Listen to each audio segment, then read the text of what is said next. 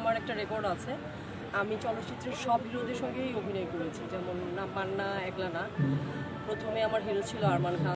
আরে কালো কাওয়াই কোকিল সাজে বসন্তের কালে রে, তারপর মান্না, তারপর রুবেল, তারপর মান্না রুবেল ভাইয়ের সঙ্গে তো অনেক ছবি। জগৎ সংসারে তুমি এমনই একজন, তোমায় পরাণ করে বলো না ছিলে কোথায়, আমি দিওয়ানা দিওয়ানা দিওয়ানা। সাকিব খানও আছে, সাকিব খানের সঙ্গে আমার অনেকগুলো ছবি আছে, এর মধ্যে বাহাদুর সন্তান খুব সুপার বাম্পার হিট। পিআইআই সে বিয়ের বাড়ি দেখা হেভি খুশি, দিনটা হলো মঙ্গলবার আমার কন্যার রাশি। আর অমিত ভাইয়ের সঙ্গেও সিনেমা আছে, ফেরদৌসের সঙ্গে।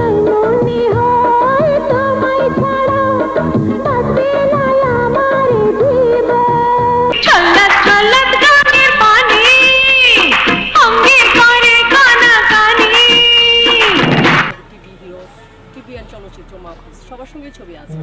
কিছু করো না আমার অন্তরটা পুড়ে গেল, মনোহরে প্রেমে ঢালা।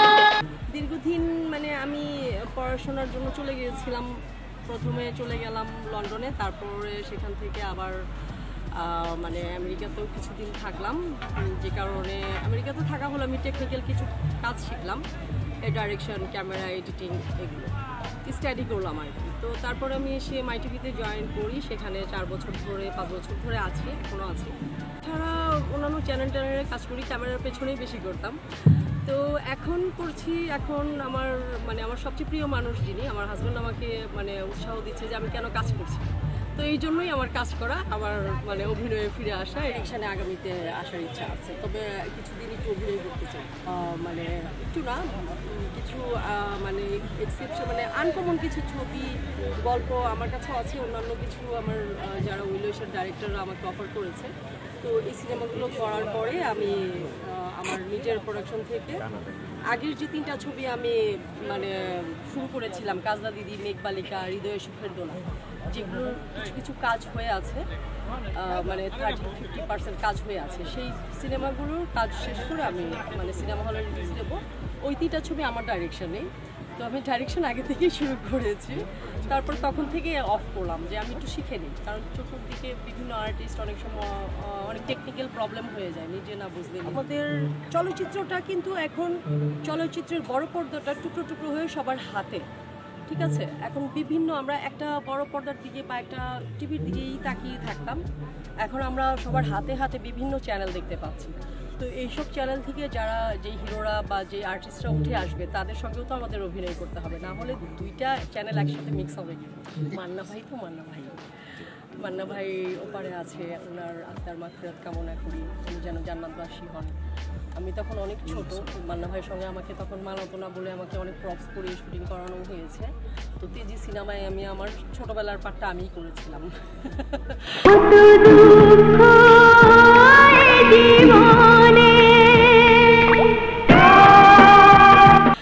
মজার ঘটনা, তো মান্না ভাইয়ের জন্য আমি মিস করি। মান্না ভাই আমার ওস্তাদ, গুরু, টিচারের মতো, সে আমাকে অনেক শিখিয়েছে অনেক অভিনয়ের ব্যাপারে, মানে হাতে ধরে কিছু শেখায়নি, আমি মান্না ভাইকে ফলো করতাম তিনি কিভাবে অ্যাক্টিং করছে। তুই রাস্তায় বের আসোস কেন? হ্যাঁ, তুই যে সাজগোজ কইরা কাপড় চোপড় পরে নাচোস, সিনেমার নায়িকা তো তোর কাছে ফেল। কারণ আমার কোনো নায়িকাদের সঙ্গে কোনো নায়িকাদের সঙ্গে আমার মানে সিনেমা করা হয়নি, বিকজ আমি সব সিনেমাগুলোতে আমি এই গ্রেডে 1 নাম্বার হিরোইন হিসেবে থাকি। তো আমার পরে যারা সেকেন্ড হিরোইনে কাজ করতো তাদেরকে ফলো করার তো যুক্তি আসে না, আমি সবসময় মান্না ভাইকে ফলো করতাম। আর তুই আজ থেকে আমার হৃদয়ের মধ্যে থাকবি, আমার হৃদয়ের মধ্যে থাকবি তুই। আমার সবসময় মনে হতো মান্না ভাইকে দেখলে আমার অনিল কাপুরের কথা মনে পড়ে যেত, মনে হতো সেম মানে অভিনয় করে অনেকটা মিলে যেত। আর অনিল কাপুর তখন আমার খুব ফেভারিট হিরো ছিল, আর আর মান্না ভাইয়ের অভিনয় যখন, মান্না ভাই আমার ফেভারিট হিরো ছিল, তো বাংলা মুভির টাইম করবি ডবল পয়সা পাবি। হ্যাঁ, মাইয়া লোক যদি হইতেন তাহলে বুঝতেন কিসের ওভার টাইম। যখন আমি মান্না ভাইয়ের অভিনয়গুলো সামনে থেকে দেখছি তখন আমি আরো মানে পুলকিত হয়ে গেলাম, তার দিকে খুব ভালো করে ফলো করলাম অভিনয়ের ব্যাপারে। আমি মানুষ তুমি মানুষ, জাতি বংশ, ওইভাবে ওইভাবে আমি তাকে টিচার মনে করি।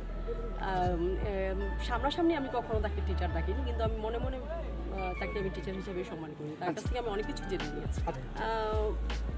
কি যেন আমার একটা ডায়লগ ছিল, ওইটা নিয়ে আমরা খুব মজা করেছিলাম। ওই যে আমার টেডি সিনেমা একটা ডায়লগ ছিল, একা নাকি, এরকম একটা ডায়লগ ছিল। ওই যে একা একা কেন ভালো লাগে না, একটা গানের এই নিয়ে আমরা খুব মজা করেছিলাম। এই স্মৃতিগুলো মনে হয়। খানের ডাকনাম রানা। সাকিব খানের সঙ্গে আমার প্রথম দেখা হয় আমার তেজিসো সিনেমাটি যেদিন রিলিজ পায় তারপরের দিন, তার কিছুদিন পরে আমার বার্থডে ছিল আমাদের ওল্ড টাউন ওয়ারির বাসায়। তো সেখানে আজিজ রেজা ভাই, মানে সাকিব খান তখন রানা আমাকে পরিচয় করে দিয়েছে রানা হিসেবে।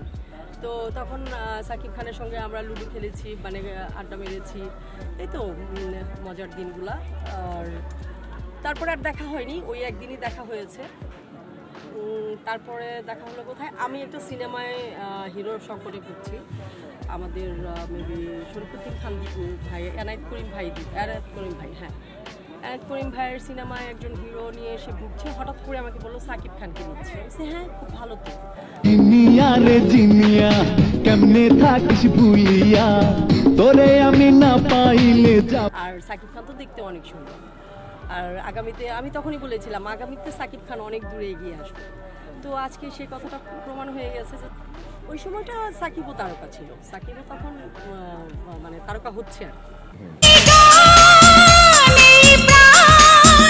শুধু তোমার নামে লিখে দিলাম আমি। না, তাকে আমার অনেক আগে সাকিবের সিনেমা রিলিজ হয়েছে। আপনার মুনমুনের নাগনাগিনী না কি যেন, সে ভরা নাগিন একটা সিনেমা রিলিজ হয়েছে অনেক আগে।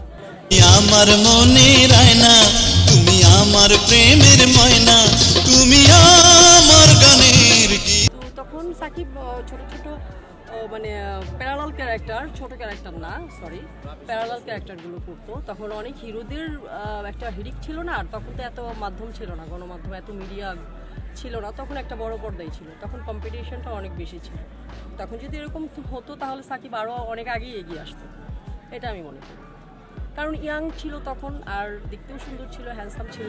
চোখের ভাষা বলি আমার তুমি, ও মুখের ভাষা বলি আমার তুমি।